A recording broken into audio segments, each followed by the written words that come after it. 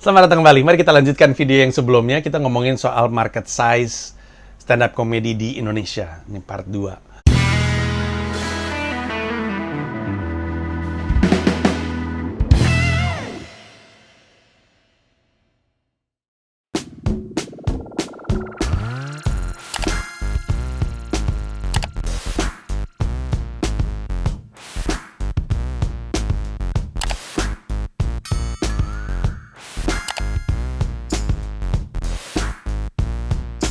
Disemprotnya pakai kata-kata, bukan pakai disinfektan gitu. Iya. Untuk dianggap puas, jenazah yang udah beres mesti angkat jempol dulu. Ya, itu bagus tuh. Sederhana, singkat, dan bagus. Tugasnya Gilang sekarang mencari contoh kasus dari pihak lain. Misalkan teman saya atau salah satu klien kami. Ini aja gue bukan ngelawak aja dianggap dark jokes, gimana gue ngelawak gitu loh. Oh, sekarang dia Ustadz di sini tukang bully bukan yang Ustadz. senang mengajar. Lucu banget dah murid-murid gue nih hari ini, kocak dah lu semua dah. Terakhir kita ngomongin soal bisnisnya Comika, kenapa dia berdiri seperti ini. Sekarang mari kita ngomongin soal, karena ini bisnis kan akan creating revenue. Emang berapa banyak sih revenue yang bisa dihasilkan? Dan apakah revenue itu bisa bertumbuh? Apakah masih ada ruang pertumbuhan yang gede banget? Kita akan bahas sekarang. Gue cerita di video sebelumnya, bahwa awalnya itu gue mulai dari ada gap di pasar stand up comedy. Ada gap. Tapi gue akan cerita soal sebenarnya duitnya tuh berapa di dunia stand up comedy. Gue mau mulai dengan, kan gue cerita ya bahwa awalnya tuh ketika gue ngurusin bisnis ini tuh gue nggak mikir duitnya. Memang nggak seperti bisnis pada umumnya. Orang kan bisnis untuk menghasilkan uang, betul. Makanya bisnis namanya kan, bukan yayasan gitu. Tapi waktu itu gue jalanin karena gue punya keyakinan ini akan tetap oke gitu. Karena secara logika gue ngelihat, aduh ini ruang pertumbuhannya gede banget. Ini yang selalu gue ceritain sama orang-orang soal ruang pertumbuhannya. Nggak terlalu kelihatan ya, pelan-pelan deh. Oke, ini adalah stand up comedy. Ini adalah musik. Dua ini adalah industri yang serupa, terutama solisnya atau soloisnya, tergantung lu suka pakai istilah yang mana. Penyanyi solo, laki ataupun perempuan. Satu orang manggung, membawakan karyanya, ya, bisa di panggung, bisa di TV, bisa di platform digital, bisa di YouTube, dimanapun, serupa, musik dan stand up comedy. Oke. Di stand up comedy, Panji itu kalau bikin show udah level 5.000 sampai 7.500 penonton, dengan harga tiket sampai dengan 1 juta rupiah. Oke. Ini untuk di Jakarta. Di kota-kota lain tentu nggak sebanyak ini. Tapi kita ngomongin soal level karirnya. Dalam karirnya, si Panji udah di level bisa ngisi 5.000 sampai 7.500 penonton. Dan di level harga tiketnya sampai 1 juta. Sejauh ini, belum ada lagi selain gue yang bisa seperti ini.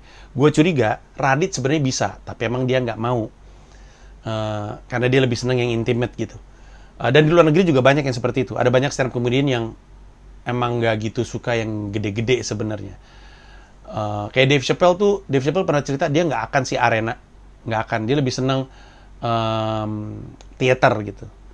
Dan teater itu paling gede juga berapa sih, 3.500 kelihatannya.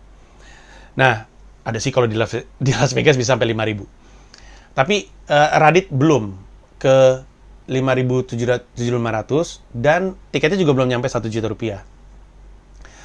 Ernest gue rasa bentar lagi nyampe. Dan mungkin dia juga bisa ngisi 5.700. Ernest kayaknya 3.000 juga belum deh. Tapi intinya pokoknya masih gua aja deh. Di sini masih gua. Kita geser ke musik. Mari kita tuh satu persatu musisi yang level karirnya udah bisa ngisi 5.000 sampai 7.500 penonton. Dan harga tiketnya bisa nyampe 1 juta. Misalnya ya, almarhum, gue tulis saja almarhum. Tapi kita ngomongin level dalam karir ya. Misalnya Glenn. Oke. Misalnya Tompi. Gue tahu persis karena gue ngisi JCC karena Glenn pernah ngisi JCC. Gue ngisi Istora karena gue tahu Glenn pernah ngisi Istora. Dan gue tahu harga tiketnya dia. Tompi, terus misalnya Raisa, terus misalnya Andin, terus misalnya Isyana, terus misalnya Tulus pernah nggak ya? Kayaknya bisa deh. Tulus, terus misalnya Afgan, terus misalnya Vidi, gue lupa. Misalnya Krisdayanti, misalnya Syahrini. Jangan ketawa, emang bener ini. Banyak lah, namanya bisa nggak putus. Dan gue nulis solois semua. Ini orang-orang di sini, dan masih banyak lagi ke bawah. Itu adalah nama-nama penyanyi, solois atau solis, yang bisa ngisi 5.000 ke atas penonton dengan harga tiket bisa nyampe 1 juta. Pertanyaannya, apakah kita benar-benar percaya bahwa Panji hanya akan jadi satu-satunya? Kan enggak. Nggak mungkin. Nggak mungkin Panji hanya akan jadi satu-satunya. Berarti apa? Berarti masih akan ada banyak nama-nama kelak di kemudian hari yang akan di level seperti ini. Belum aja. Dan setiap kali ada satu orang yang level karirnya udah seperti ini, pikirin ekonomi yang datang dengannya. Pikirin volume penjualan merchandise seorang stand up comedian yang udah di level seperti ini. Tentu ketika ada stand up comedian yang ngisi 400 penonton di Jakarta, kayak misalnya di Usmar Ismail atau di GKJ, tentu juga ada penjualan merchandising. Gue lagi ngomongin besaran ekonominya gitu. Kalau level karir seperti ini, kita kan bisa kebayang ketika dia tour seperti apa, ketika dia jual merchandise nationwide seperti apa, terus level penjualan digital downloadnya seperti apa, dia nggak akan jadi satu-satunya. Pasti masih akan ada banyak. Bahkan itu salah satu misinya di Comika Management, memastikan akan ada orang sampai sini. Dan memang nggak semua talent di dalam Comika Management mau ngisi JCC. Nggak semua mau ngisi Istora. Emang preferensinya aja. Tapi tugasnya adalah melahirkan stand up comedian di level karir seperti ini. Karena gue jamin, pasti bukan cuman Panji. Yang artinya, ini masih akan gede. Kenapa cuma ada Panji? Ya jelas lah. Musik udah ada dari zaman Genjer-Genjer. Genjer-Genjer. Lalu Kopral Jono. Lagu Kopral Jono itu udah ada dari zaman penjajahan. Bokap gue cerita, orang pada buta huruf tapi bisa nyanyi lagu Kopral Jono dari satu daerah ke daerah lain di Indonesia. Dari mulut ke mulut. Karena ada satu tentara datang ke sebuah daerah nyanyiin lagu itu, orang daerah situ denger, dan seterusnya. Orang belum bisa baca tulis di Indonesia, tapi mereka udah pada berkesenian dan udah pada bernyanyi. Kesenian ini baru meledak tahun 2011. Sampai CD aja, kita bisa sama-sama tahu, aduh ini ruang pertumbuhannya gede banget. Bayangin ekonomi yang dihasilkan sama setiap orang ini nih. Perekonomian yang dihasilkan. Parkirannya, jual minumnya, jual makanannya, cemilan di sekitarnya, setiap kali dia manggung, misalkan di Bali, yang berputar roda ekonominya. Bayangin deh, di sini baru ini. Tapi nggak mungkin akan ada nama-nama lain. Gue jamin. Dan dari situ aja kita tahu, ternyata memang ruang pertumbuhannya lebih gede. Jauh, nggak kebayang. Jauh banget. Orang di industri musik udah punya legenda seperti Titiek Puspa, seperti Bru Rima Rantika, Kus Hendratmo, Bob Tutupoli, Chrisye. Di sini siapa legendanya? Cuman Ramon Papana. Gak ada lagi. Nah, jadi dari sini aja kita bisa berasumsi emang sih masih gede. Tapi sebenarnya gedenya tuh berapa? Nah, kita coba hitung ya. Jadi, kita kan ngomongin market nih. Haus. Kita ngomongin market. Market itu ada existing dan ada new. Bisnis tuh mau ngincar market yang mana nih? Ini kalau kita lagi ngukur market size, market cap, kita ngukur total addressable market, namanya TAM market. Kita ngukur TAM. Ketika bisnis masuk, biasanya yang ditanyain tuh sebenarnya TAM-nya berapa sih? Total addressable market-nya. Dan untuk bisa ngejawab itu, sebuah bisnis tuh mesti ngejawab dulu, lu sebenarnya mau masuk ke existing market atau new market? Nah, sekilas mungkin kita akan berasumsi stand up comedy itu new market.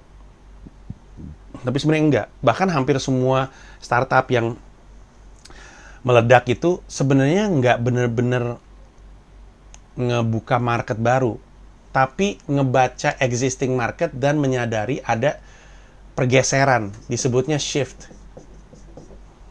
Netflix itu kan bukan ngincer market baru gitu, bukan ngincer, ayo kita akan bangun pasar baru yang akan nonton film secara streaming. Enggak. Mereka ngincer existing market. Siapa existing market yang mereka ngincer? Blockbuster. Tahu Blockbuster nggak? Di sini nggak ada sih kayaknya. Di Indonesia belum pernah. Udah keburu bubar juga. Blockbuster tuh sebenarnya rental DVD. Bahkan mereka dari rental video.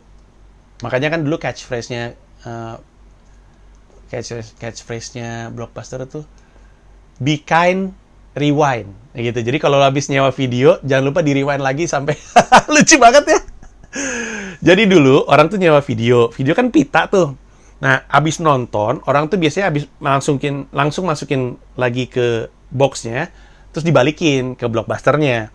Sehingga ketika ditonton sama orang lain, itu udah balik ya, mau dong gue sewa. Pas dia tonton, tiba-tiba dari tengah, ya kok tiba-tiba dari tengah gitu. Ya akhirnya dia mesti rewind sendiri. Makanya ada campaign, be kind, rewind. Abis lu mainin, di rewind dulu sampai habis, ke awal, baru lu balikin gitu, kurang lebihnya.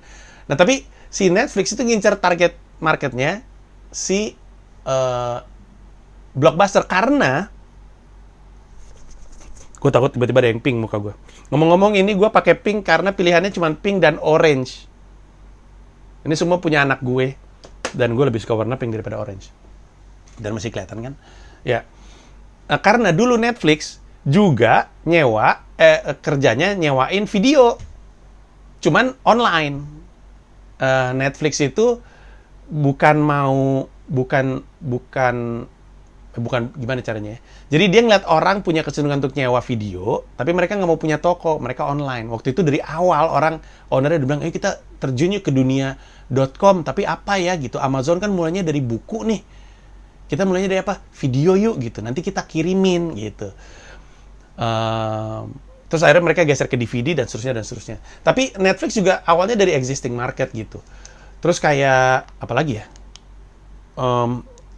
Misalnya Traveloka gitu ya. Traveloka kan sebenarnya kan ngincer existing market, orang yang emang udah senang liburan, tapi kemudian semua transaksinya ditaruh di satu tempat gitu misalnya. Intinya, kami juga di Comika ya, juga ngerasa bahwa target market kami itu existing market, udah ada. Kami bukan mau ngebuka market stand up comedy. Kami ngincer existing market, yaitu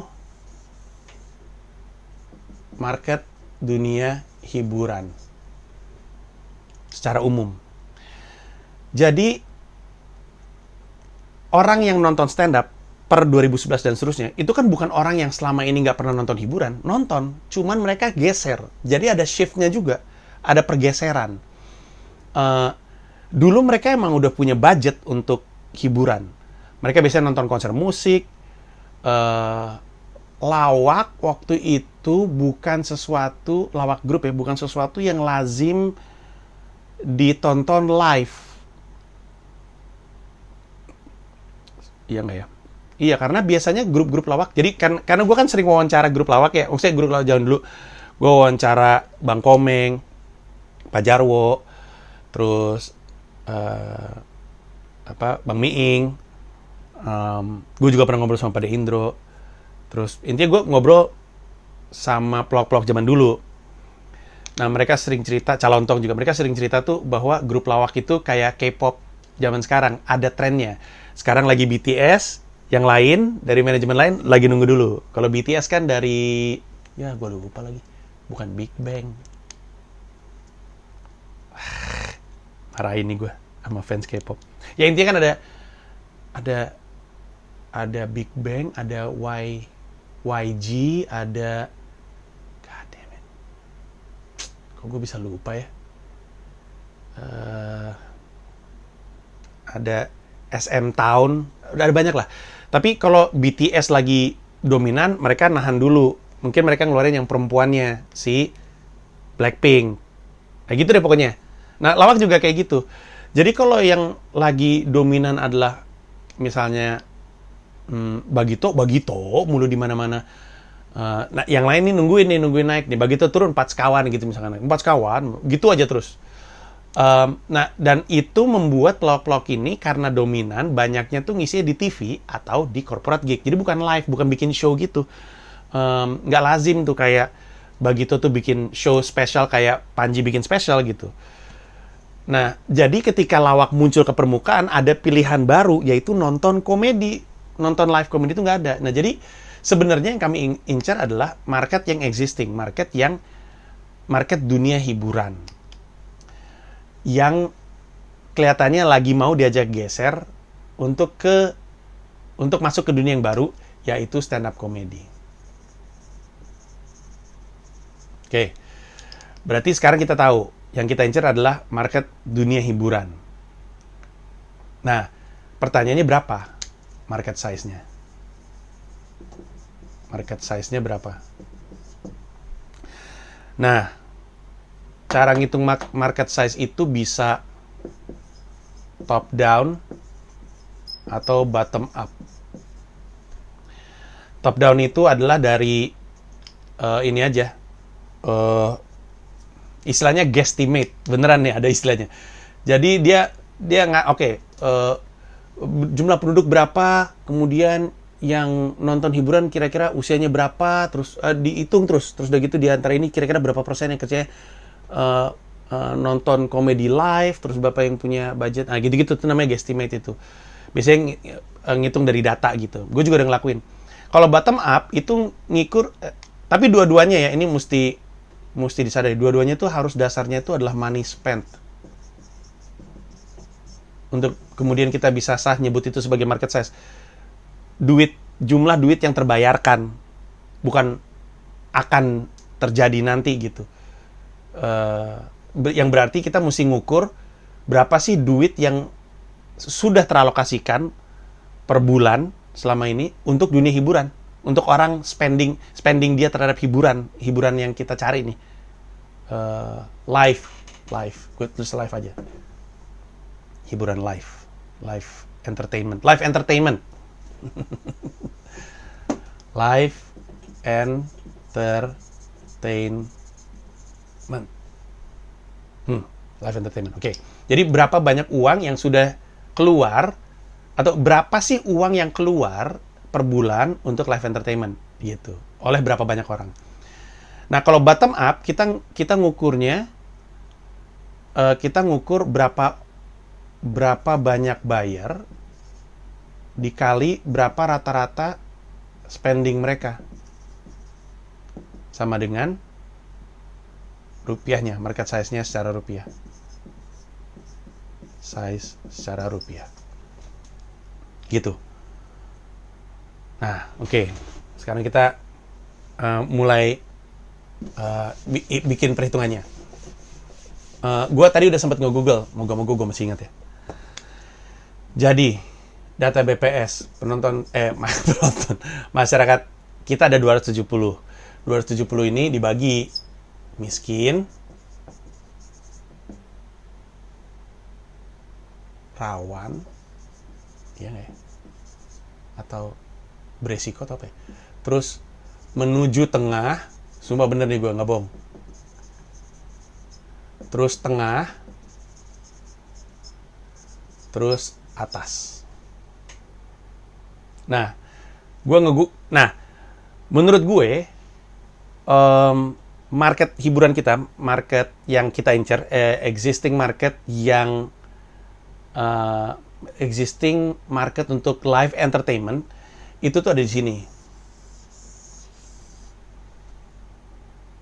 Ini kata data BPS adalah 20%-nya, yang berarti sekitar, kalau gue nggak salah, bener nggak ya? Berapa ya? Kan gue nyatet. Kalau nggak salah 57. Berapa? 54 juta. Nah, tapi dari 54 juta ini nggak semuanya, ya dong, nggak semuanya yang adalah tipikal orang yang mengkonsumsi live entertainment. Nah, sebenarnya gue ngomongin ininya market size yang diincar Comika aja gimana, boleh nggak? Biar lebih linear sama cara berpikir gue. Sebenarnya, gini deh. Menurut gue, di antara, misalkan gini, kan tadi kan kita ngomongnya dari 270 juta rakyat Indonesia, 54 jutanya adalah kalangan tengah ke atas. Sekitar 20%-nya. Dari kalangan tengah atas ini, yang sebenarnya ngincar atau merupakan market live entertainment, kemungkinan orang yang usianya mungkin 20 sampai mungkin 50 tahun. Tapi kalau Comika, gue kasih tahu ini ya. Gini aja deh. Kan ada istilahnya. Istilahnya itu adalah Ideal Customer Profile. ICP. Ideal Customer Profile. Jadi di bisnis, sebenarnya di marketing juga, target market lu tuh sebaiknya sespesifik mungkin. Yang berarti kita mesti persempit target kita. Dan mungkin lu bertanya-tanya, tapi kan kalau dipersempit makin sedikit orangnya, dan kalau makin sedikit orangnya, bukankah lebih menguntungkan kalau orangnya banyak gitu? Iya, tapi belum tentu menguntungkan. Jadi gini, buat apa marketnya banyak atau luas kalau kita nggak berhasil dapat rupiah dari situ, dibanding marketnya kita persempit tapi kita berhasil dapat rupiah dari situ. Mendingan yang dapat rupiah, abis itu kita gedein pelan-pelan. Mana cara jelasinnya? Kopi. Misalnya, bisnis kopi, es kopi susu gula aren. Gede dong. Marketnya gede banget. Luas banget. Tentu lu kalau misalkan mau nyemplung ke situ, bisa. Karena marketnya luas sekali. Tapi pertanyaannya, dengan udah adanya kopi tuku, kopi sana, janji jiwa, kenangan, kopi kecil, forestry, dan masih banyak lagi. Kenapa orang harus beli kopi lu? Atau lebih tepatnya, gimana caranya lu mau menggapai orang-orang tersebut untuk beli kopi lu? Bener, marketnya gede. Tapi marketnya udah punya preferensi. Banyak loh orang-orang yang terjun ke bisnis ini, habis itu bungkus. Karena yang dia lakukan ketika dia turun adalah ngelihat potensi bisnisnya luas. Tapi dia lupa bahwa kalau dia nggak bikin spesifik, strategi marketingnya, termasuk dalamnya strategi promosinya, juga nggak bisa spesifik. Karena dia nggak bisa spesifik, dia nggak bisa nyampe target marketnya gitu. Kebayang nggak maksud gue? Karena kegedean. Lu mau nyari perhatian orang untuk beli lu, gimana caranya di saat lu nggak punya duit banyak, sehingga nggak punya anggaran untuk marketing yang gede, dan B, mereka udah existing, mereka udah punya fans masing-masing gitu. Susah loh kalau orang udah suka kopi kecil untuk lu ajak beli kopi lu yang namanya merek udara. Kopi udara. Kayak tidak ada. Udara doang. Susah tau. Ketimbang misalnya nih, gue memilih untuk bisnis teh. Es teh dalam kemasan. Nggak aneh tau, waktu kita kecil kan kita suka minum teh dalam kemasan plastik yang kita gigit ujungnya terus kita kenyot kan. Orang kalau misalkan harganya murah akan mau beli teh yang membawa kesegaran. Dan mungkin lo bertanya, tapi kan udah ada teh dalam kemasan. Iya memang, kopi juga ada dalam kemasan. Tapi kan karena karena ada formula es kopi susu gula aren. Nah itu tuh yang akhirnya membuat kedai-kedai kopi existing itu jadi punya pilihan itu, karena itu lagi gede banget. Jadi walaupun kopi udah ada dalam kemasan, toh ada yang beli juga. Kayak es kopi susu gula aren. Teh juga ada teh botol, ada teh pucuk. Tapi ada peluang gitu. Misalkan gue bikin namanya, ini idenya Gamila. Namanya es teh kena deh. Terus udah gitu, gue ngincer anak mahasiswa. Lebih spesifiknya gue ngincer anak mahasiswa yang seneng prank atau seneng ngeprank. orang-orang yang punya semangat adventurous yang tinggi, pengen nyoba hal yang baru. Buat mereka yang penting itu adalah experience ketimbang cuman rasa.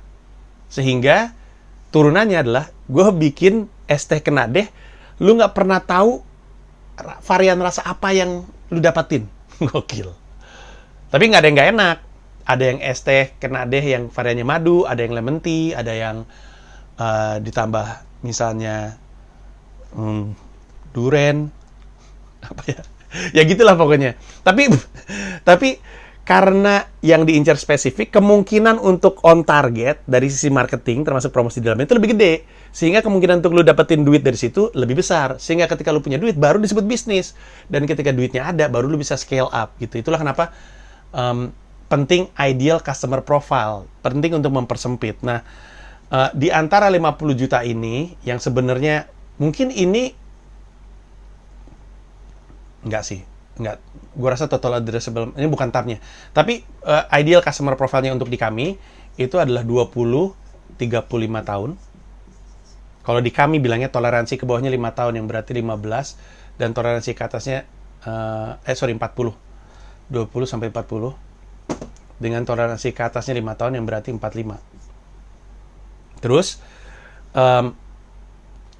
kami ngincer orang yang kelas menengah atas, persis ini.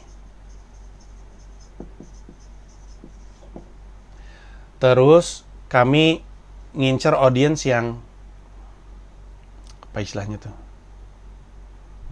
Apa sih istilahnya tuh? Kok gue lupa istilahnya sendiri. Dia senengnya, aduh apa ya? Gue tulis aja dulu enlightenment, tapi bukan ini sebenarnya enlightenment. Dia seneng sama hal-hal yang thoughtful gitu. Karena pinter pada dasarnya. Dan lebih spesifiknya lagi, orang-orang yang punya budget hiburan sampai dengan 400.000 rupiah per bulan. Ini incerannya gue, incerannya Comika. Kenapa orang-orang ini? Karena orang-orang inilah yang menurut gua akan ideal untuk menghidupkan industri stand up comedy. Gue cerita sedikit ya. Sebelum Comika hadir, secara umum, walaupun nggak pasti, belum tentu, secara umum, target marketnya stand up comedy, terutama yang diraih dari komunitas, itu kebanyakan pelajar. Pelajar itu berarti kuliah dan SMA. Dan ada juga yang dewasa. Ada dari awal justru sebenarnya waktu awal banget 2011 itu langsung 20-30-an itu orang-orang pertama yang masuk tuh. Lalu karena pertumbuhannya dan karena banyak anak-anak muda yang ngelihat ini adalah bentuk kesenian yang pas untuk mereka, karena memang pas untuk mereka, karena mereka bisa menjadi dirinya sendiri, mereka punya ruang untuk meluapkan stresnya mereka. Mereka tidak perlu berpura-pura jadi orang lain, mereka tidak perlu hidup dalam kekangan. Ini sebenarnya emang keseniannya anak muda. Sebenarnya kalau kita pikir-pikir, pelaku mudanya makin banyak. Dan karena pelaku mudanya makin banyak narik anak lebih muda lagi gitu untuk nonton mereka. Tapi ada kendala di situ. Mahasiswa dan pelajar itu nggak punya uang sendiri. Punya uang, tapi punya uang orang tuanya. Nah, yang gue sadari dari audiens gue adalah audiens gue tuh udah pada kerja semua. Makanya mereka spending. Dan ketika mereka spending, mereka bisa memutar perekonomiannya. Nah, makanya kalau misalkan kita pengen bikin komedian hidup dari stand up, maka itu kan konsekuensinya harus ada transaksi jual beli. Dan kalau yang dijual pengen dibeli sama orang, maka kita mesti nargetin sama orang yang punya kemampuan untuk beli sendiri. Dan itu adalah orang-orang umur 20-40. Bahkan sebenarnya 25, 35, 40 deh.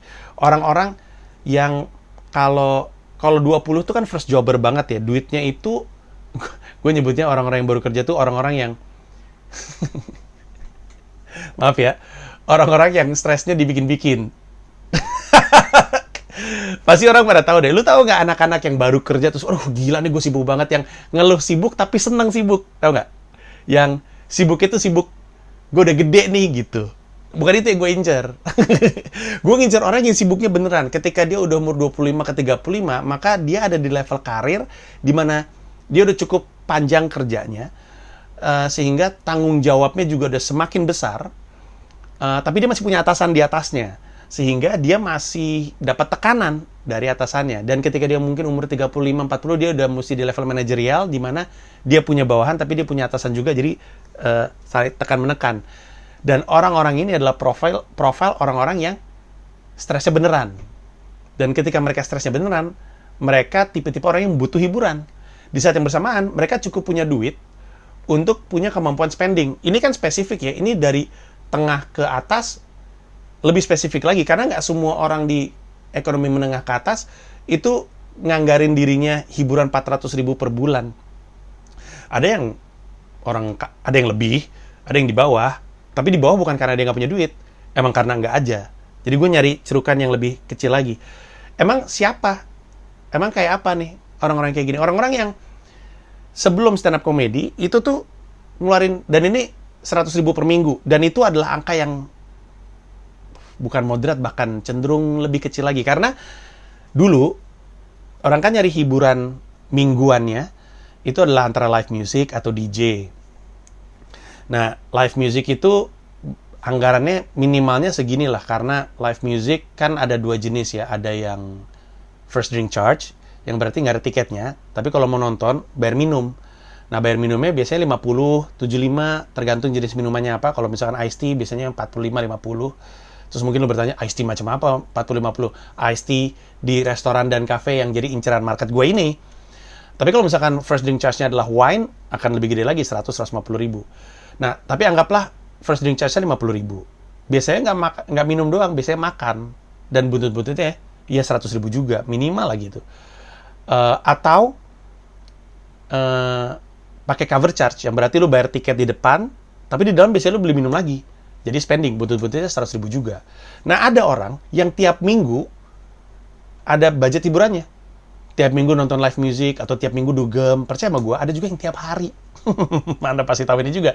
Ada yang tiap hari kerjanya nyari hiburan beginian. Oke, anggaplah di antara orang-orang ini, ada yang live entertainment itu cuman seminggu sekali. Minggu lainnya apa? Minggu lainnya bisa, kan ada 4 minggu dalam sebulan. Di 1 minggu pertama dia live entertainment kan, mungkin dia nonton dia DJ atau nonton live music. Yang satunya lagi, mungkin dia nonton bioskop di 1 minggu tersebut. Karena bioskop harganya berapa? Tiket, misalkan 50 ribu. Dia beli popcorn, dia beli minum, buntut-buntutnya bisa 100 ribu juga. Nah, terus mungkin lu nanya, tapi gimana dengan yang beli tiket bioskopnya 50 ribu? Ya berarti bukan market gua. Gua ngincer market, biasanya nih, market gua adalah yang nontonnya berdua. Yang bayarin satu orang ini bayarin pasangan. Jadi dia bayarin pasangannya tiket plus makan dan minum 100 ribuan lebih itu, dan dia bisa setiap minggu nonton bioskop. Atau misalnya orang itu cuma 1 minggu doang live entertainment, 1 minggu doang bioskop, satu lagi nih sebenarnya budget entertainmentnya dia tuh gue mengkategorikan ini sebagai budget live entertainment ya, karena hiburan orang tuh beda-beda. Ada yang emang bener-bener cuman apa ya, dia ngeluarin duit sampai dengan 100 ribu cuman sekedar untuk ngumpul sama teman-temannya. Formatnya bisa banyak, bisa mungkin makan, jatuhnya nggak makan soalnya, bukan budget makan, sebenarnya budget hiburan, nongkrong sama teman-temannya, nge-wine dan segala macem, ina-inu. Mereka di situ bukan nyari makan, mereka nyari nongkrongnya, nyari hiburannya. Dan sebenarnya orang-orang kayak gini juga ada juga budget yang kalau dihitung-hitung tuh 100 ribu juga tuh dikeluarinnya bulanan. Kayak misalnya budget mereka subscribe Netflix, Disney Plus, Amazon Prime, termasuk mungkin Mola untuk nonton bola, buntutnya 100 ribu juga. Tapi intinya, target market gua nih yang segini. Nah, kita asumsiin aja. Dari gue ngitungnya bener nggak ya? Dari 270 juta orang Indonesia, sebenarnya yang usianya, kalau gue nggak salah ya, yang masuk ke sini nih, 25-40 nih, Gen Z dan milenial, itu 70% apa kalau gue nggak salah. Berapa ya? Gue lupa deh. Nah, misalnya 70% dari 54 juta berapa? Apa sih? Gue tulis 30 juta boleh gak? Karena kan kita sering dengar ya beritanya bahwa rakyat Indonesia itu didominasi sama generasi mudanya, didominasi sama Gen Z dan milenial. Dan kendati pun gue nggak gitu suka mengkotakkan mereka. Ini biasanya dikotakkan dalam kebutuhan statistik memang. Tapi berarti yang ada di kisaran 25-40% itu adalah 70% rakyat Indonesia. Anggaplah 70% dari 54 juta, misalnya 30 sekian juta ya. 30 sekian juta. Nah, dari 30 sekian juta ini, ketika mereka kelas menengah ke atas, misalnya 34 juta ini, 30 juta ini, coba lu kali deh. Yang budgetnya 400 ribu. Berapa? 1, berapa sih? 30 ribu. Nolnya berapa sih? 30 juta. Ya, berapa sih? Ya, lu hitung deh. Nggak bisa ngitung. Ya gini deh, anggaplah, ini kan namanya juga guesstimate ya.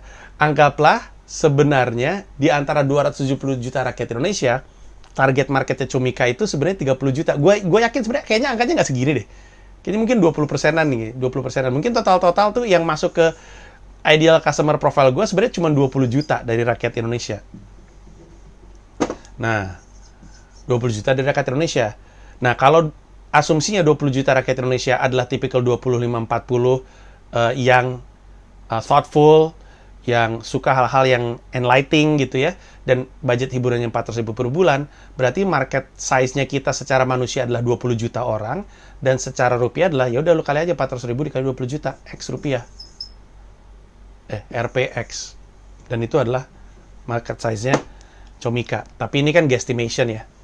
Guesstimate. Dan ini juga belum tentu bener ya. Kan saya kan nggak pinter-pinter amat. Saya memang kuliah di TB. Tapi kan seni rupa. Kerjanya gambar. Tapi gue belajar fisika. Tapi jelek nilai saya.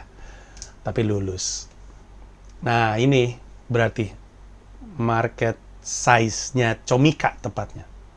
Tepatnya untuk ideal customer profile kami, ini dia nih. Ada 20 juta rakyat Indonesia dengan revenue creation sekian. Nah, ini kan kalau kita ngomongnya top down ya. Kalau misalkan kita mikirnya bottom up, artinya kita ngitung dari yang udah terjadi aja transaksinya.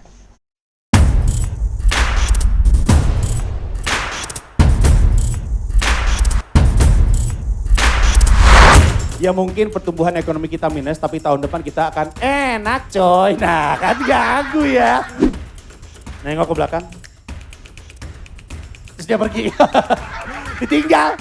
Gitu, lu tau pala dipeluk rambut, lu pernah ngeliat gak pala? Terus ada rambut kayak gini di belakang.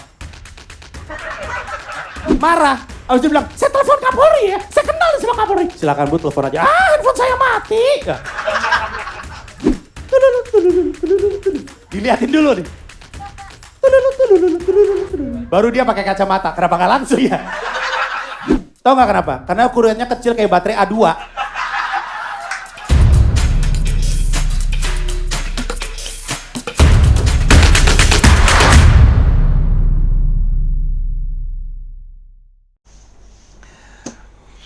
Kita bisa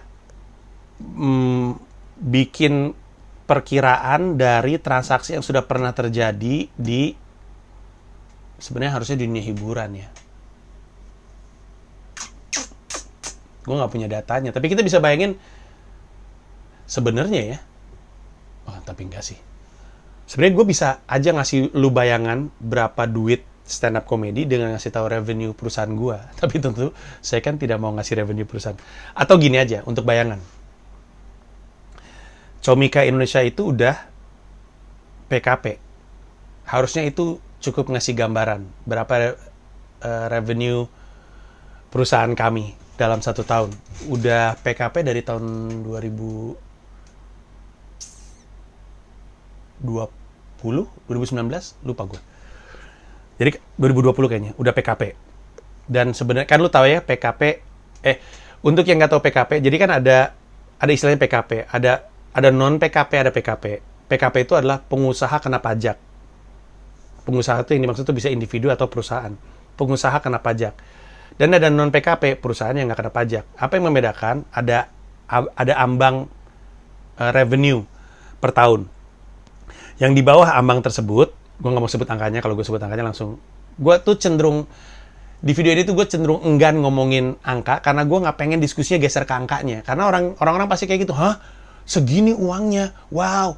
Akhirnya ngobrolnya banyaknya ke uangnya, padahal bukan itu poinnya. Tapi jadi ada ambang batas untuk PKP dan non-PKP. Perusahaan yang penghasilan per tahunnya di bawah ambang tersebut tidak kena pajak.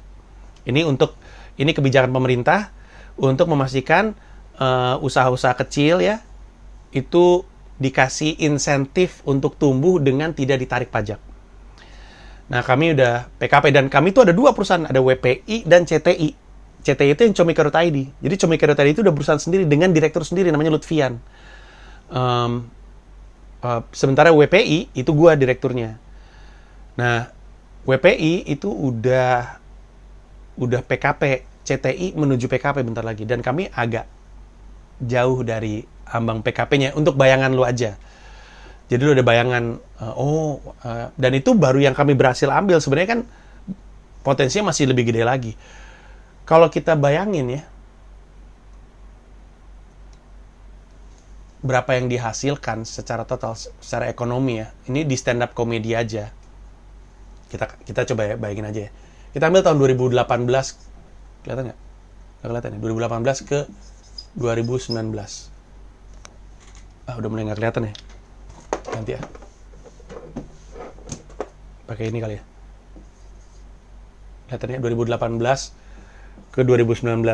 Kenapa gue ambil di sini? Karena tur gue tuh jalannya di tengah, nyampainya ke tengah juga.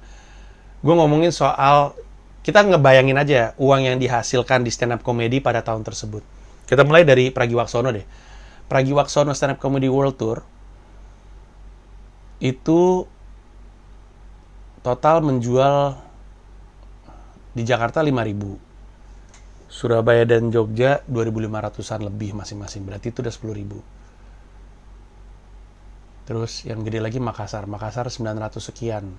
Bulutin aja jadi 1.000 karena yang tadi 2.500 juga sebenarnya plus-plus. Jadi 11.000. 11.000 tiket terjual. Mungkin dari Panji ya, dari Panji World Tour, total tiket terjual tuh mungkin sekitar 13.000 tiket dengan rata-rata per tiketnya tiket gue nyampe 1 juta tapi masih ada yang 100-an. Gimana tuh? Anggaplah rata-ratanya masalahnya bukan 500.000 karena yang 1 juta cuma di Jakarta. Jadi berapa? 350.000 misalnya rata-rata. Oke, ini bisa lo bayangin duitnya rupiahnya berapa. Ini revenue yang dihasilkan ya, ini bukan ngomongin profit dan bukan ngomongin penghasilan gue. Ini revenue yang dihasilkan. Terus kita bisa bayangin penjualannya Comika.id dari 2018 ke 2019. Mungkin angkanya juga ada di ribuan transaction kali ya. 1.000 plus transaction. Yang mana rata-rata harganya anggaplah ada di 100.000. Habis itu komunitas stand up ya, itu kan ada dari Aceh sampai Papua, dari Banda Aceh sampai Jayapura, bahkan di Papua tuh ada lagi di kota, gue lupa mulu nama kotanya. Tapi maksudnya bukan cuma di Jayapura, jadi ada banyak. Dan ada stand up Indo Jogja, stand up Indo Lampung, dan di dalam satu kota stand up Indo, kayak misalkan stand up Indo Jogja, ada beberapa lagi, kayak ada stand up Indo UNY, ada stand up Indo UGM, kayak di Jakarta sendiri bukan cuma stand up Indo Jakarta, bahkan adanya stand up Indo Jakbar, Jakut, Jaktim, Jakpus, Jaksel, dan ada Bekasi, Tangerang Selatan, gitu-gitulah. Nah, semua acara ini terbiasa bikin acara namanya Sun. Jadi dari awal stand up comedy meledak itu udah menghasilkan tiket. Stand up night 1 nggak ada tiketnya. Stand up night 2 nggak ada tiketnya. Ini di Bandung nih. Terus udah gitu kami bikin acara di Rolling Stone. Waktu itu inisiatif Indonesia juga tuh, acara amal kalau gue nggak salah. Tapi ngejual tiket. Nah, abis itu lahir kan komunitas-komunitas lain. Dulu pada zamannya Ernest waktu masih presiden bilang, semua orang boleh bikin komunitas stand up, nggak ada yang larang. Tapi kalau lu mau terafiliasi dengan stand up Indo, syaratnya adalah bikin stand up night. Jadi nggak sembarang komunitas punya nama stand up Indo. Harus tumbuh kembangnya cukup oke sampai akhirnya bisa bikin stand up night, ya sah tuh jadi komunitas. Tapi kayaknya belakangan terus udah enggak. Nah berarti 100 plus komunitas di Indonesia, anggaplah cuman 20%-nya yang bikin show. Show-nya 20%, berarti cuma 20 komunitas, rata-rata 100 tiket, berarti 2.000 tiket terjual. Dengan rata-rata tiket terjualnya, kalau Sun ini harganya random banget sih. Ada yang murah banget 50.000, ada yang 100.000. Anggaplah rata-ratanya 75.000. Abis itu masih ada special komedian lain. Siapa aja tuh yang jalan waktu itu 2018 2019? Gue nggak inget. Nah tapi ya ini mungkin lo bisa hitung aja sendiri berapa. Tapi ini juga cuman yang tercipta sama harusnya kalau misalnya kita mau bottom up, yang kita hitung tuh budget yang udah keluar untuk hiburan, yang estimasinya beda lagi. Gitu deh kurang lebihnya. Ngejawab nggak ya? Tapi itulah pembahasan kita tentang market size. Kita ngomongin market size, kita ngomongin TAM, kita ngomongin ICP dari stand up comedy / comika. Nah, biasanya pembicaraan ini ujungnya adalah, kalau di startup, ujungnya adalah berarti lu butuh duit berapa, gitu. Nah, karena tadi kita ngomongin ICP-nya kita ya, atau TAM-nya ya, TAM kita yang sesuai dengan ICP kita kan 20 juta orang di Indonesia. Juga kasar banget sih. Dan ada rupiah, dan rupiahnya itu masih jauh dari apa yang kami hasilkan. Pertanyaannya kan kemudian biasanya oleh investor, berarti lu butuh duit berapa?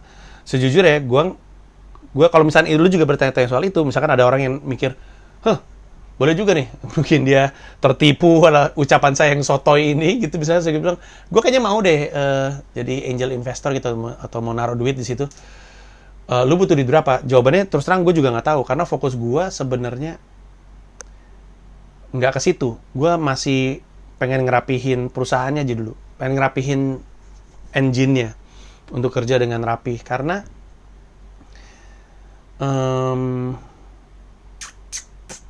jadi gini, biasanya investment itu turun untuk infrastruktur, betul. Tapi infrastruktur yang kalau lu mau dominasi, kalau mau berhasil dapetin mendominasi si TAM tadi ya, total addressable market, kalau lu mau dominasi itu, budgetnya tuh bukan cuma sekedar. Jadi gini, mungkin asumsinya orang akan bilang perbanyak panggung. Perbanyak panggung berarti perbanyak transaction. Iya, tapi buat apa panggung banyak kalau nggak ada yang ngisi? Jadi misalkan gue mau bikin Comika Comedy Club fisik nih, mau bikin di Jakarta. Terus bisa aja ada orang bilang, gue invest deh supaya lu bisa bikin ada Comika Comedy Club di Jakarta, di Bandung, Surabaya, Jogja, Bali gitu misalnya. Terus taruh di Makassar sama taruh di Medan gitu misalnya. Bisa aja. Tapi Comedy Club tuh buka Senin sampai Minggu. Yang mau ngisi siapa? Kalau sebenarnya orang cuma mau beli tiket untuk nonton Panji Ernest Radit. Atau misalnya Adri atau Soleh.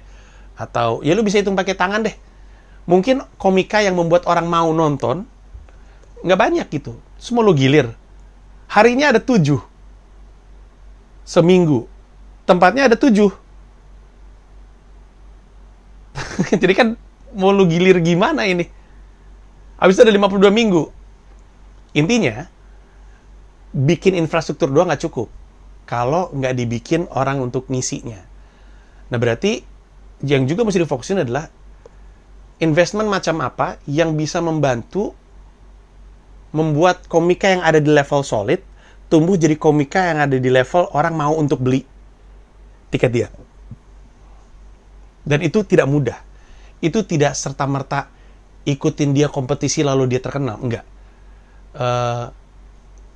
Waktu sebenarnya Rio juga juara, tapi waktu Regen pertama kali juara, dia nggak langsung menjelma jadi komedian yang bikin orang mau beli tiket Regen serta-merta, enggak.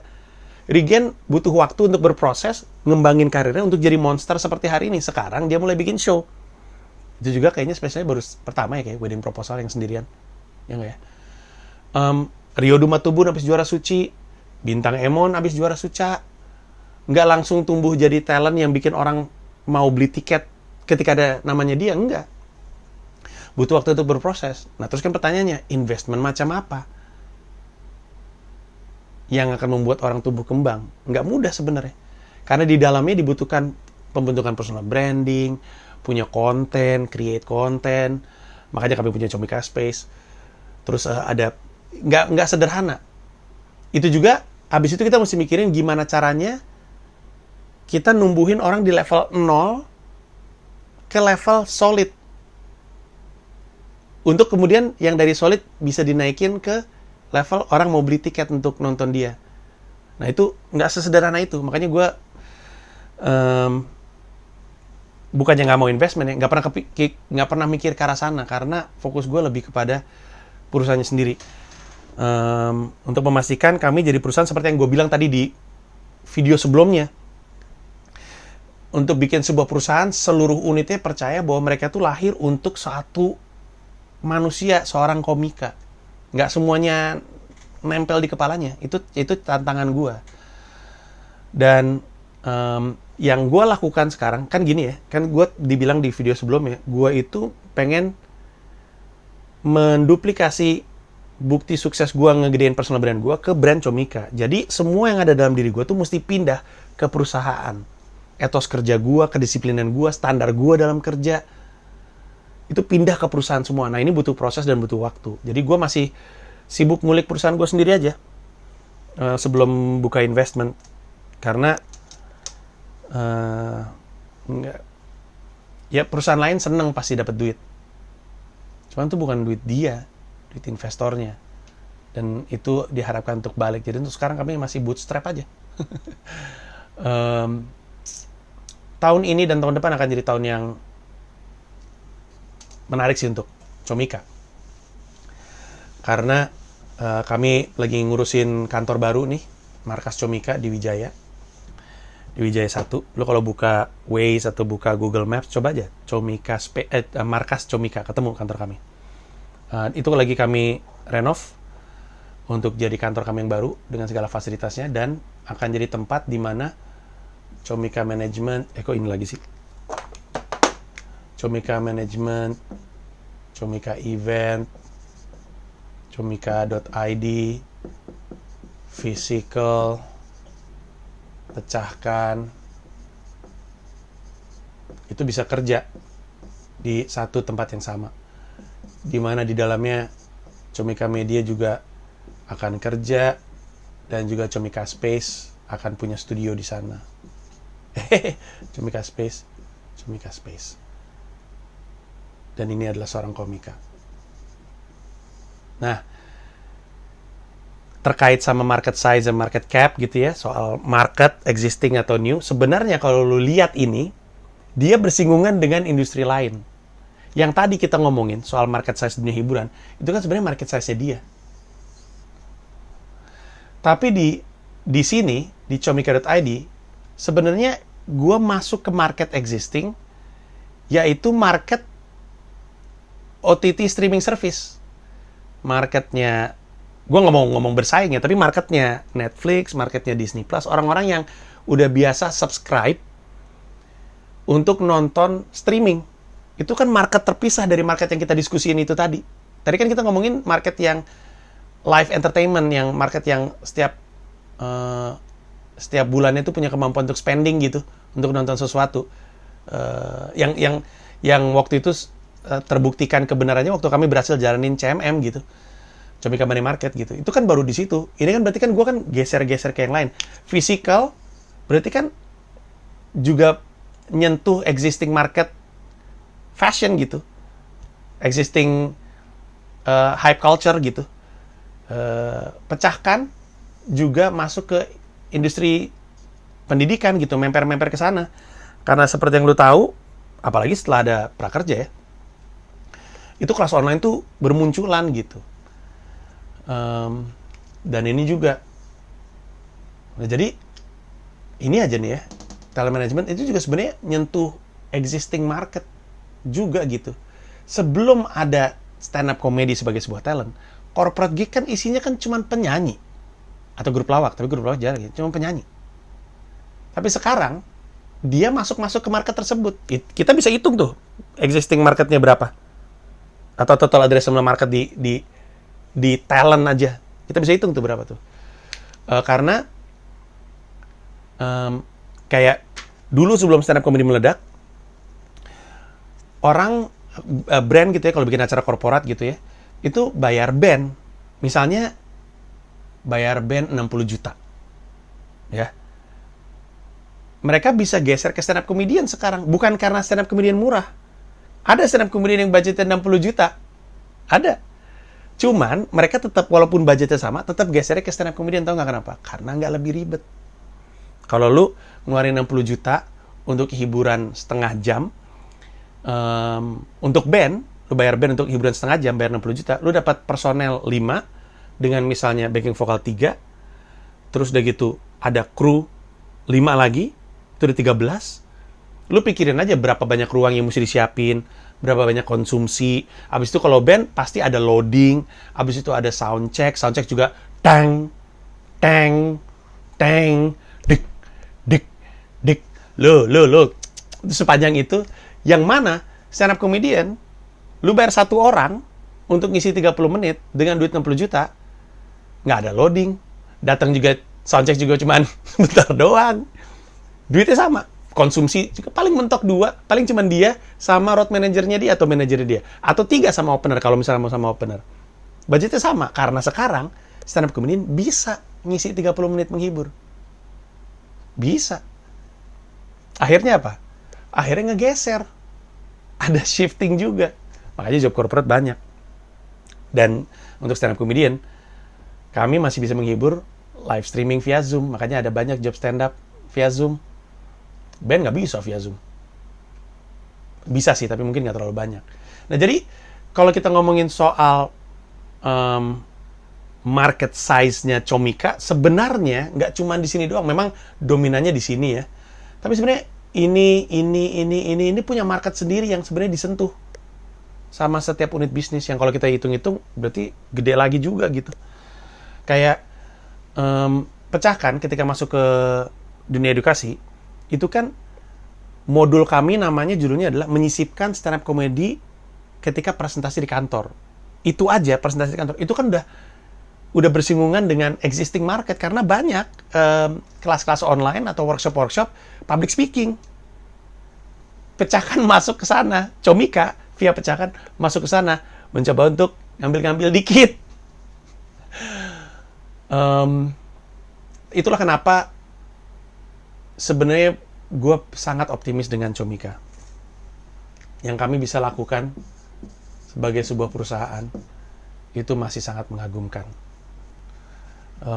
Peluangnya gede, tapi seperti yang gue bilang juga di 0044 Weekly Vlog, peluang gede itu bukan berarti kita akan berhasil atau tidaknya itu tergantung eksekusinya, itu tergantung direkturnya, tergantung guanya. Nanti urusannya itu nggak ada urusannya sama hitung-hitungan tadi, urusannya sama urusan manusia, urusannya banyak sama HR, leadership, peningkatan kapasitas, training, yang kayak gitu-gitu. Panjang ya? Seru nggak? Suka nggak video kayak gini? Gue suka jelasinnya. Walaupun gue belum tentu benar. Untuk yang nonton dan yang belajar, misalkan lu belajarnya bisnis atau belajar marketing, kalau ada salah, mohon dikoreksi ya. Mungkin perhitungan gue salah, mungkin cara gue ngitung market size-nya juga salah. Gue cuman berdasarkan apa yang gue tahu. Gue kan, modal gue ya apa yang ada di belakang gue dan apa yang ada di laptop gue. YouTube maksud gue. Jadi ya gue cuman bisa meraba aja. Tapi moga-moga ngejawab pertanyaannya Bob soal market size, market cap. Dan terakhir, mungkin ada orang yang nanya, si Panji ini baru aja ngungkap rahasia perusahaannya ya? Kan kompetitor lu bisa lihat, jadi bisa tahu juga. Sejujurnya, I'm counting on it. I'm kinda expecting it to happen. Gua berharap kompetitor-kompetitor yang ngelihat dan mungkin dapat pembelajaran. Mungkin bukan untuk, iya bener si Panji, karena mungkin dia lebih benar, tapi lebih kepada yang Panji omongin, udah kita jalanin atau belum ya? Sama nggak ya? Oh sama, oh kita lebih baik ya gitu. Lebih untuk itunya aja, karena untuk ngajak existing market ke new market akan lebih enak dan lebih baik kalau dilakuin bareng-bareng.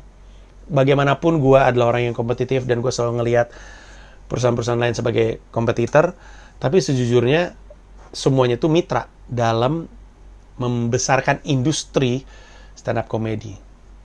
Dari existing market diajak ke new untuk di-establish dan dibikin tumbuh mendewasa. Karena belum dewasa sama sekali. Belum dewasa. Alay pun belum nih industri stand-up comedy di Indonesia. Masih kecil banget. Masih jauh banget lah. Ngomongin revenue yang gue hasilkan dengan peluangnya aja. Berapa persennya doang tuh. Dan gue yakin yang lain juga nggak dapat di total nggak jadi 100% gitu. Jadi emang harus bareng-bareng untuk memastikan kita bisa dominate semuanya. Jadi gue berharap itu. Nggak ada rahasia-rahasiaan, tumbuh bareng-bareng aja ya. Terima kasih banyak untuk semua yang udah nonton. Semoga ada manfaatnya. Dan sampai ketemu di video MVP selanjutnya. Thank you, Gox. Bye-bye.